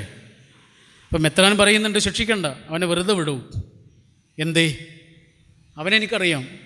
ആരാണ്? എൻ്റെ സഹോദരൻ. ആദ്യമായിട്ട് കാണുകയാണ് അയാൾ. ലോകത്തുള്ള ഏതൊരു മനുഷ്യൻ്റെയും നെഞ്ചിന് നേരെ ചൂണ്ടിയിട്ട് പറയാൻ കഴിയുന്നൊരു വാക്കുണ്ട്, എൻ്റെ സഹോദരൻ. പിന്നെ ഒരു മനുഷ്യൻ്റെ മുഖത്ത് നോക്കിയിട്ട് അയാൾക്ക് ഇഷ്ടമില്ലാത്തൊരു വാക്ക് പറയാൻ കഴിയുമോ? ഒരു മനുഷ്യനിൽ നിന്ന് വെറുപ്പോടെ അകലാൻ കഴിയുമോ? ഒരു മനുഷ്യൻ്റെ വേദനകളിൽ നിന്ന് അകലാൻ കഴിയുമോ? ഒരു കഥ വായിച്ച്, ഒരു പണ്ഡിതൻ്റെ കഥയാണ്. അദ്ദേഹം ഒറ്റയ്ക്ക് ഭക്ഷണം കഴിക്കില്ല. എപ്പോൾ ഭക്ഷണം കഴിക്കുന്ന സമയത്തും ആരെയെങ്കിലും വിളിച്ചുകൊണ്ട് വരും. ഒരിക്കലും അദ്ദേഹത്തിന് ആരെയും കിട്ടിയില്ല. അവസാനം അങ്ങാടിയിലേക്ക് ഇറങ്ങിയിട്ട് നോക്കിയപ്പോൾ ഒരു നാടോടിയായ ഒരു വൃദ്ധനായ മനുഷ്യനുണ്ട്. അദ്ദേഹത്തോട് ഭക്ഷണം വേണോ, എൻ്റെ കൂടെ വരുമോ, നമുക്ക് ഒരുമിച്ച് കഴിക്കാം. ഭക്ഷണം എന്ന് കേട്ടതോടുകൂടി ആ മനുഷ്യൻ ഇദ്ദേഹത്തിൻ്റെ പിന്നാലെ കൂടി. അങ്ങനെ അദ്ദേഹത്തിൻ്റെ വീട്ടിലെത്തിയപ്പോൾ ആദ്യം തന്നെ ഈ അതിഥിക്ക് ഭക്ഷണം വിളമ്പിക്കൊടുത്തു. ആ പാവം മനുഷ്യൻ ഭക്ഷണം കിട്ടിയ ഉടനെ അതെടുത്ത് കഴിച്ചു. ഇയാൾക്കത് ഇഷ്ടപ്പെട്ടില്ല. ഇയാൾ തിരിച്ചു വാങ്ങിയിട്ട് ദേഷ്യത്തോടു കൂടി പറഞ്ഞ്, ബിസ്മി ചൊല്ലാതെയാണോ ഭക്ഷണം കഴിക്കുന്നത്? ബിസ്മി ചൊല്ലാതെ ഭക്ഷണം കഴിക്കുന്നവർക്ക് എൻ്റെ ഭക്ഷണം തരില്ല. ഭക്ഷണം നഷ്ടപ്പെട്ടതിൻ്റെയും അപമാനിതനായതിൻ്റെയും സങ്കടത്തോടെ ആ മനുഷ്യൻ പറഞ്ഞു, സുഹൃത്തെ, വിശപ്പുകൊണ്ട് മറന്നുപോയതാണ്. പക്ഷെ എന്നാലും എനിക്ക് നിങ്ങളുടെ ഭക്ഷണം വേണ്ട കേട്ടോ, ഞാൻ പോവാണ് എന്ന് പറഞ്ഞ് മുറ്റത്തേക്ക് ഇറങ്ങിയിട്ട് ആകാശത്തേക്ക് നോക്കിയിട്ട് ആ പാവം മനുഷ്യൻ പറഞ്ഞത് ഇങ്ങനെയാണ്, എൻ്റെ പഠിച്ചവനെ, ഒരു നേരം ബിസ്മി ചൊല്ലാത്തതിൻ്റെ പേരിലാണ് ആ മനുഷ്യൻ എനിക്ക് ഭക്ഷണം മുടക്കിയത്. എത്ര കോടി മനുഷ്യർക്കാണ് ബിസ്മി ചൊല്ലാതിരുന്നിട്ടും നീ ഭക്ഷണം കൊടുത്തുകൊണ്ടിരിക്കുന്നത്? നിനക്ക് യാതൊരു പിടിവാശികളുമില്ല, നിനക്ക് യാതൊരു കാർക്കശ്യങ്ങളുമില്ല. മനുഷ്യർക്ക് എന്തെല്ലാം കാർക്കശ്യങ്ങളും നിലപാടിലെ കണിശതകളുമാണ്. ഈ കഥ വായിച്ചപ്പോൾ ആലോചിച്ചത് ഇതാണ്. ആ പണ്ഡിതൻ അദ്ദേഹത്തിൻ്റെ വീട്ടിൽ നിന്ന് ആ പാവം മനുഷ്യനെ ഇറക്കി വിട്ടതുപോലെ നമ്മുടെ ഉള്ളിൽ നിന്ന് നമ്മൾ എത്ര മനുഷ്യരെ പുറത്തേക്ക് പോകാൻ പറഞ്ഞിട്ടുണ്ടാവും. ചെറിയ ചെറിയ കാരണങ്ങളുടെ പേരിൽ നമ്മുടെ സ്നേഹത്തിൻ്റെ പാനപാത്രം നമ്മൾ എത്ര മനുഷ്യരുടെ കയ്യിൽ നിന്നാണ് തട്ടിത്തെറിപ്പിച്ചിട്ടുണ്ടാവുക. നമുക്ക് നമ്മുടെ കാർക്കശ്യങ്ങളായിരുന്നു പ്രധാനം. നമുക്ക് നമ്മുടെ നിലപാടുകളുടെ കണിശതകളായിരുന്നു പ്രധാനം. നമുക്ക് നമ്മുടെ തർക്കങ്ങളായിരുന്നു പ്രധാനം. അവിടെയാണ് ശത്രുവിനെ പോലും ചേർത്ത് നിർത്തിയ വലിയൊരു മനുഷ്യൻ്റെ ചരിത്രം നമുക്ക് ഇത്രയേറെ ആവശ്യമുണ്ട് എന്ന് പറഞ്ഞത്. റസൂൽ അത്രയേറെ പ്രിയപ്പെട്ടവനാകുന്നത് അതുകൊണ്ടാണ്. ആ ജീവിതം മുഴുവനും പാഠങ്ങളായി മാറുന്നത് അങ്ങനെയാണ്. വ്യത്യസ്തങ്ങളായ മതങ്ങളും ആശയങ്ങളും രീതിശാസ്ത്രങ്ങളുമുള്ള അനേകം മനുഷ്യരുടെ കൂടെ ജീവിക്കുന്ന ആളുകളാണ് നമ്മൾ. അവിടെയാണ് സഹവാസത്തിൻ്റെ ഏറ്റവും ഉന്നതമായ മാതൃക എന്താണ് എന്ന് ആ വലിയ ജീവിതം കാണിച്ചു തന്നത്. ഖുർആൻ തന്നെ അങ്ങനെയല്ലേ പറഞ്ഞത്? റസൂലെ, അങ്ങനെയായിരുന്നില്ല താങ്കളുടെ പെരുമാറ്റം എന്നെങ്കിൽ അവരൊന്നും അടുത്തേക്ക് വരില്ലായിരുന്നു കേട്ടോ. അവരൊക്കെ റസൂലിൽ നിന്ന് അകന്നു പോകുമായിരുന്നു. റസൂൽ നൽകിയ സന്ദേശങ്ങൾ എന്നതോടൊപ്പം തന്നെ റസൂലിൻ്റെ സഹവാസം കൂടിയായിരുന്നു മനുഷ്യരെ ചേർത്ത് നിർത്തിയത്. ഷുഐബ് നബി അലൈഹി സ്വലാമിനോട് അദ്ദേഹത്തിൻ്റെ കഠിന ശത്രുക്കളായ ആളുകൾ പറയുന്നൊരു വാക്കുണ്ട്, ഇന്നക ലഅൻതൽ ഹലീമുർ റഷീദ്. ആലോചിക്കണം കേട്ടോ. ഒരു പ്രവാചകനോട് പ്രവാചകൻ്റെ ശത്രുക്കളെ പറയുന്നത്, താങ്കൾ ഓക്കെ ഹലീമുർ റഷീദ് എന്നൊക്കെ പറയുന്ന അറബി ഭാഷയിലൊരു മനുഷ്യനെ മറ്റൊരു മനുഷ്യനെ പുകഴ്ത്താവുന്ന ഏറ്റവും നല്ല വാക്കുകളാണ്. അതാണ് കഠിന ശത്രുക്കളായ ആളുകൾ ഒരു പ്രവാചകൻ്റെ മുഖത്ത് നോക്കിയിട്ട് പറയുന്നത്. എന്ന് പറഞ്ഞാൽ, ഷുഐബേ, താങ്കൾ ഞങ്ങൾക്ക് സ്വീകാര്യനാണ്, പക്ഷേ താങ്കളുടെ സന്ദേശം ഞങ്ങൾക്ക് സ്വീകാര്യമല്ല. പക്ഷേ ഇന്ന് ഈ പറയുന്ന ആളടക്കമുള്ള പ്രബോധകരോട് പ്രബോധിത സമൂഹം പറയുന്നത് എന്താണ്? താങ്കളുടെ സന്ദേശം ഞങ്ങൾക്ക് സ്വീകാര്യമാണ്, പക്ഷേ താങ്കൾ ഞങ്ങൾക്ക് സ്വീകാര്യനല്ല. എന്തുകൊണ്ട് ഇത്രയേറെ പ്രബോധന പ്രവർത്തനങ്ങളും സംഘടനാ സംവിധാനങ്ങളും ഇത്രയേറെ മാഗസിനുകളും പ്രസംഗങ്ങളും ഒക്കെ വ്യാപകമായി നമ്മുടെ നാട്ടിലുണ്ടായിട്ടും ഇസ്ലാം എന്തുകൊണ്ട് സ്വീകാര്യമല്ലാത്ത ഒന്നായി മാറി? അതൊരു ചെറിയ കാര്യമല്ല. അതുകൊണ്ടാണ് നേരത്തെ പറഞ്ഞത്, ഇന്ന് നമുക്ക് നഷ്ടപ്പെടുന്നത് എന്താണോ അത് ചരിത്രത്തിൽ നിന്ന് തിരിച്ചു പിടിക്കണം. ഇന്ത്യയിലേക്ക് ആദ്യമായി ഇസ്ലാമിൻ്റെ വെളിച്ചവുമായി വന്ന മാലിക് ബിൻ ദീനാറും അദ്ദേഹത്തിൻ്റെ കുടുംബവും കൊടുങ്ങല്ലൂരിലാണ് താമസിക്കുന്നത്. അവരെക്കുറിച്ച് എഴുതിയ പ്രാചീന ചരിത്ര രേഖകളിൽ സർദാർ KM പണിക്കർ എഴുതിയിട്ടുണ്ട്, സന്ധ്യയായാൽ ഇവരുടെ വാതിലിൽ വന്നിട്ട് മുട്ടി വിളിക്കും. ഹിന്ദുക്കളുടെ വാതിൽ തുറന്ന് നോക്കുമ്പോൾ കാണുന്നത് ഈ അറബികളായിരിക്കുമേ. അപ്പോൾ അവരോട് ചോദിക്കുകയാണ്, എന്താണ് ഈ സന്ധ്യാസമയത്ത് മാപ്പിളെ?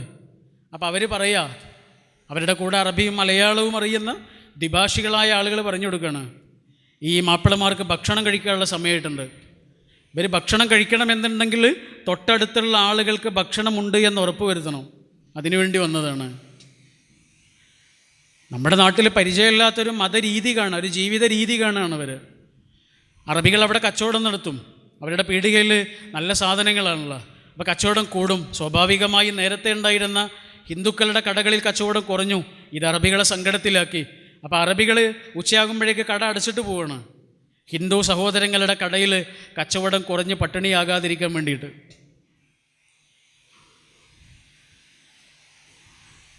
ഈ അറബികൾ നിസ്കരിക്കണത് ഇവിടെയുള്ള ആളുകൾ കാണുമേ, താഴ്ന്ന ജാതിക്കാർ എന്ന് മേൽജാതിക്കാർ വിളിക്കുന്ന ആളുകൾ. നമ്മളങ്ങനെ വിളിക്കാൻ പാടില്ലല്ലോ. ചിലപ്പോൾ ഇമാമ് നിൽക്കുന്നത് മാലിക് ബിൻ ദീനാറിൻ്റെ വീട്ടിലെ ജോലിക്കാരനായിരിക്കും. മുതലാളി വൈകി വന്നാൽ പിറകിലാണ് നിൽക്കുന്നത്. സുജൂദ് ചെയ്യുമ്പോൾ മുതലാളിയുടെ മുഖം കൊണ്ടുപോയി വെക്കുന്നത് തൊഴിലാളിയുടെ കാൽച്ചുവട്ടിൽ. തൊഴിലാളിക്കതുകൊണ്ടൊരു അഹന്തയോ മുതലാളിക്കൊരു അപമാനമോ ഇല്ല.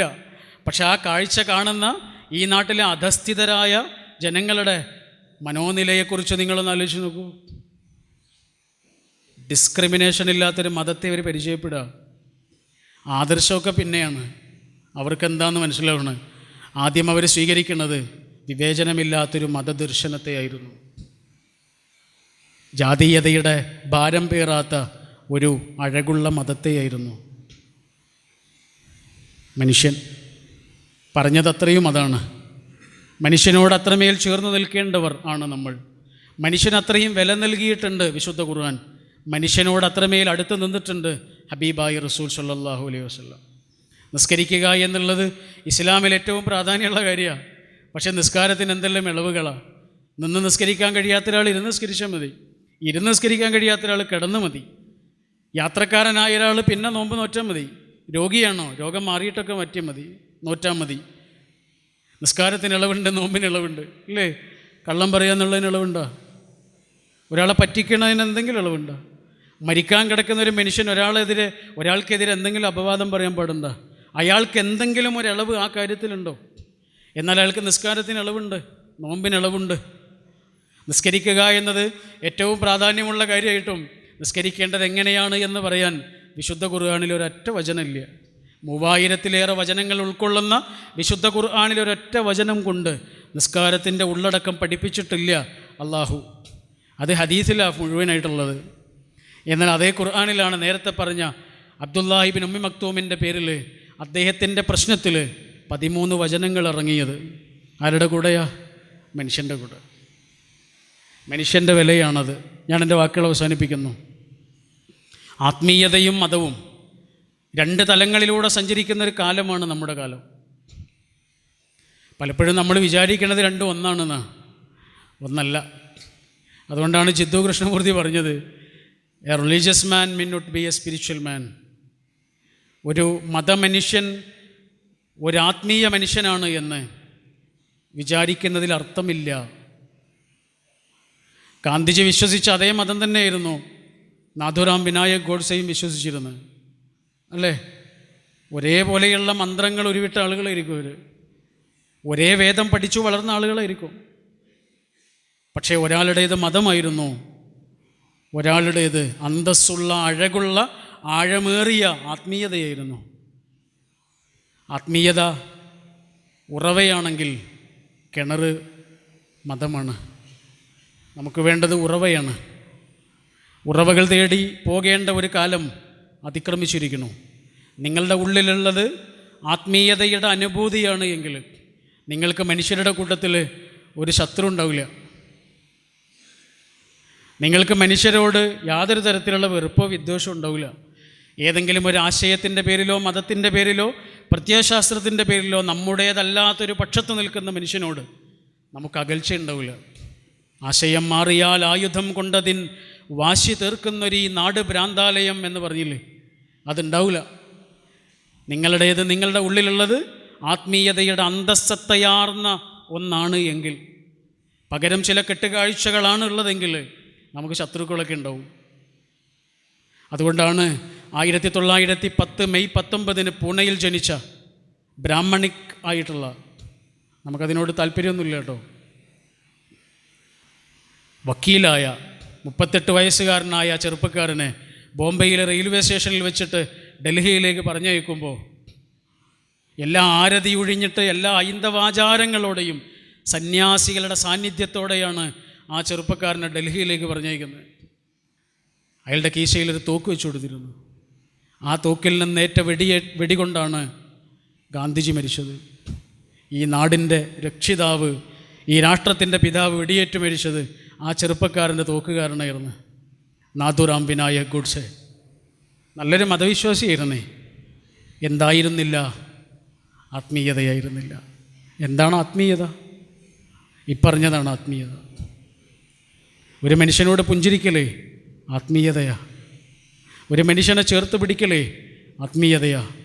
ഇവൻ എൻ്റെ സഹോദരനാണ് എന്ന് പറഞ്ഞില്ലേ, സഹോദര തുല്യം സകല മനുഷ്യനെയും കാണാൻ കഴിയുന്ന ആത്മീയതയുടെ ഒരു അഴകുണ്ടല്ലോ, അത്.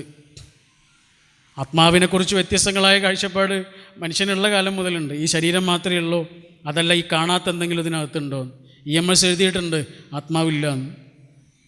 കാരണം ആത്മാവുണ്ട് എന്ന് പറഞ്ഞാൽ പല ചോദ്യങ്ങൾക്ക് ഉത്തരം പറയേണ്ടി വരും.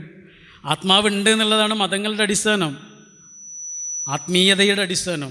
ഒരു കുട്ടിയുടെ അമ്മ മരിച്ചു കിടക്കുന്നു, ആ കുട്ടി എന്താ പറയുക? എൻ്റെ അമ്മ പോയി എന്നാ പറയുക. അമ്മ പോയോ? അമ്മയല്ലേ കിടക്കുന്നത്? അമ്മയുടെ കണ്ണ്, മൂക്ക്, അമ്മയുടെ ചുണ്ടുകൾ, അമ്മയുടെ കൈ, അമ്മയുടെ കാല് ഒക്കെ ഉണ്ട്. പിന്നെ ആരാ പോയത്?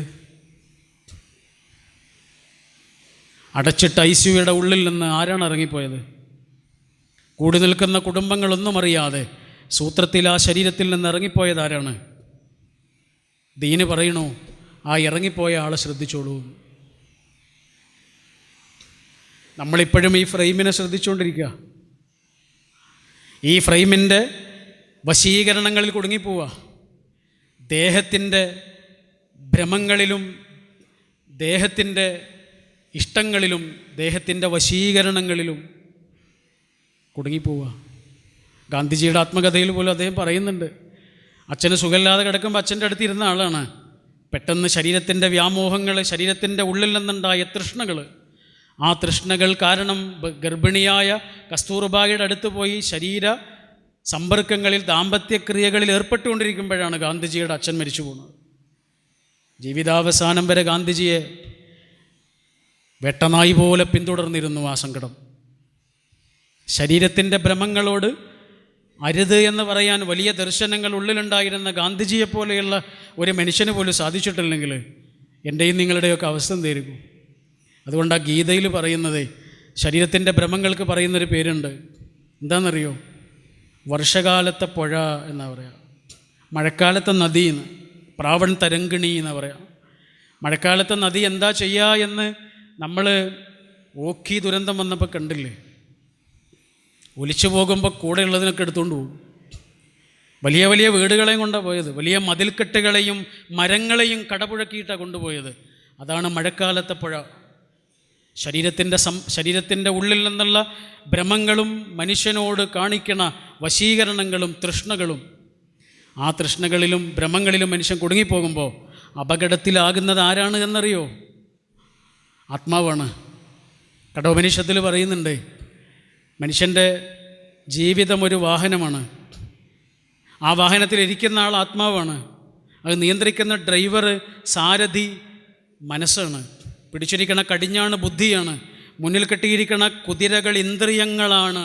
ആ ഇന്ദ്രിയാണ് എന്ന കുതിരകളെ ബുദ്ധിയാകുന്ന കടിഞ്ഞാണ് പിടിച്ച് മനസ്സ് നിയന്ത്രിച്ചിട്ടില്ലെങ്കിൽ അപകടത്തിലാകുന്നത് അതിലിരിക്കണ ആത്മാവ് എന്ന യാത്രക്കാരനായിരിക്കും.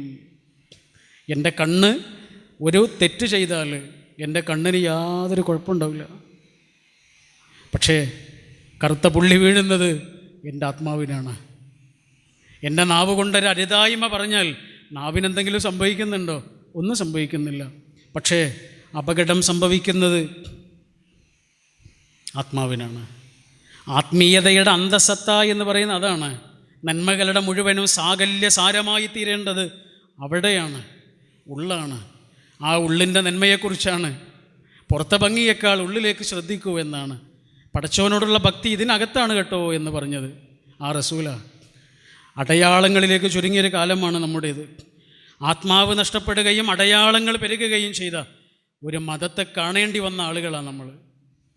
എത്ര ചെറിയൊരു മതത്തെക്കുറിച്ചാണ് ഇവർ പറയുന്നത് അല്ലേ? ഒരു മനുഷ്യനെ കാണുമ്പോൾ തന്നെ അയാളുടെ അപ്പിയറൻസ് പോലും നമുക്ക് പ്രധാനമാണ്. അയാളുടെ താടിയുടെ വലുപ്പവും വസ്ത്രത്തിൻ്റെ നിറവും അയാളുടെ വസ്ത്രത്തിൻ്റെ വലിപ്പ ചെറുപ്പങ്ങളൊക്കെ നമുക്ക് പ്രധാനമാണ്. ഒരാളുടെ ദീൻ, ഒരാളുടെ ദൈവഭക്തിയൊക്കെ അളക്കണത് അപ്പിയറൻസിലാണ്. റസൂൽ പറഞ്ഞത് അകമാണ് പ്രധാനം.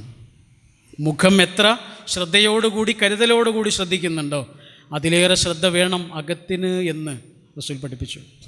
ആ അകത്തെ നന്മകളെക്കുറിച്ച് പറഞ്ഞു തന്നു. ഞാൻ എൻ്റെ വാക്കുകൾ അവസാനിപ്പിക്കുന്നു.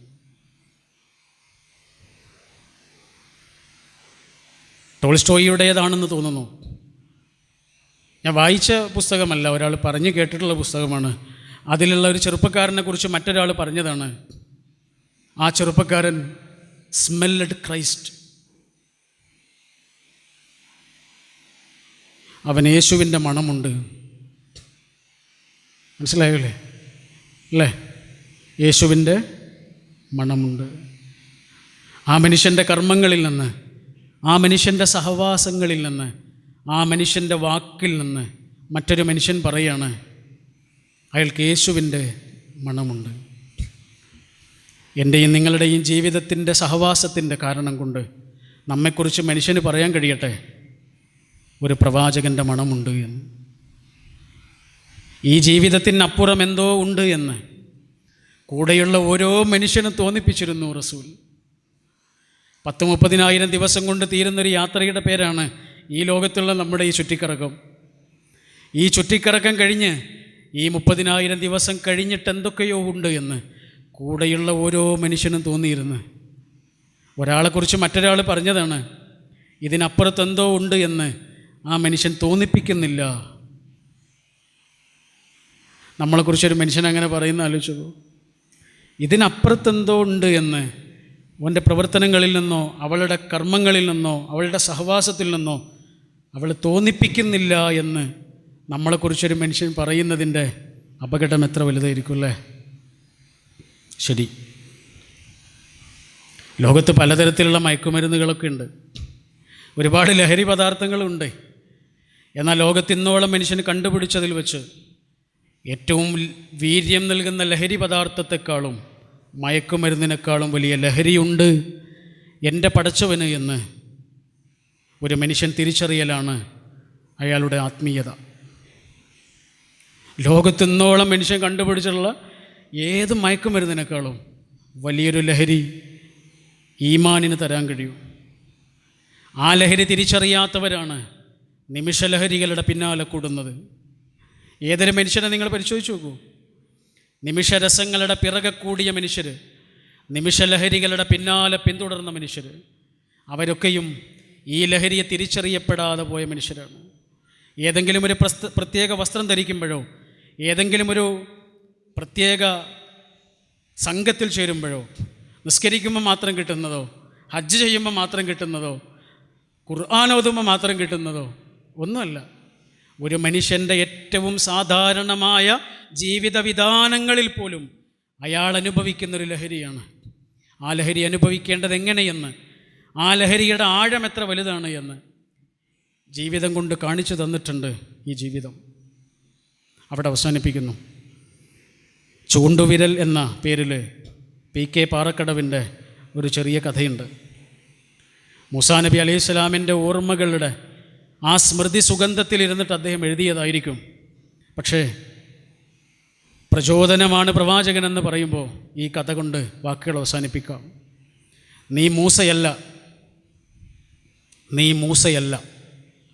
നിൻ്റെ കയ്യിലെ വടി ആരുടെയും മിഥ്യാഭിചാരങ്ങളെ വിഴുങ്ങുന്നില്ല. നീ മൂസയല്ല. സചേതന സർപ്പമായി ആ വടി തിന്മകളെ ആഞ്ഞു കൊത്തുന്നില്ല. നീ മൂസയല്ല. നിനക്ക് ക്ഷമയുടെ കടൽ കടക്കാനാകില്ല. നീ മൂസയല്ല. സീനാപർവ്വതത്തിൽ നിനക്ക് രാപ്പാർക്കുവാനാകില്ല. നിനക്ക് ദൈവത്തെ കാണാനാകില്ല. നീ മൂസയല്ല. നിൻ്റെ വടി കൊണ്ട് ശിലകളിൽ നിന്ന് ഉറവകൾ പൊട്ടുന്നില്ല. സ്വർണം കൊണ്ട് മുക്രയിടുന്ന ആഗ്രഹങ്ങളുടെ പശുക്കിടാവുകൾ, അഹങ്കാരത്തിൻ്റെ ഫറോവമാർ, പേമാരിയായി പെയ്യുന്ന നീതികേടുകൾ എല്ലാം ഇവിടെ, എല്ലാം ഇവിടെ. നീ മൂസയല്ലായിരിക്കാം, എങ്കിലും നിൻ്റെ കയ്യിലെ ചൂണ്ടുവിരൽ നിനക്കൊരു വടിയാക്കി മാറ്റാം. അൽഹംദുലില്ലാഹി റബ്ബിൽ ആലമീൻ. അല്ലാഹുമ്മ സ്വല്ലി വസല്ലിം അലാ നബിയിക മുഹമ്മദിൻ വ ആലിഹി വ അസ്ഹാബിഹി വസല്ലം. വസ്സലാം.